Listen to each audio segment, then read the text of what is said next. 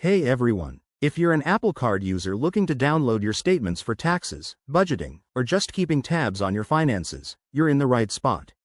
This quick guide will walk you through the steps using your iPhone, making it super straightforward. Let's dive in. First, ensure you have the Wallet app installed on your iPhone. It's the hub for all your Apple Card activities. Open the app and locate your Apple Card in the list of cards. It should be right there, front and center. Once you tap on your Apple Card, you'll see a dashboard with your recent transactions and other details.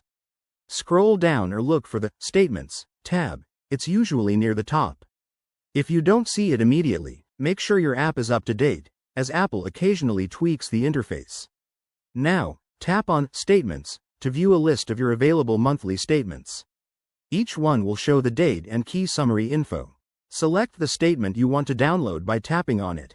Then, hit the download or share icon, typically a downward arrow or square with an arrow. This will save the statement as a PDF directly to your device. You can then email it, print it, or store it in your files. Pro tip: if you're accessing this on a computer, head to the Apple Card website via iCloud and sign in with your Apple ID for the same options. One common hiccup? Make sure you're logged in with the correct Apple ID linked to your card.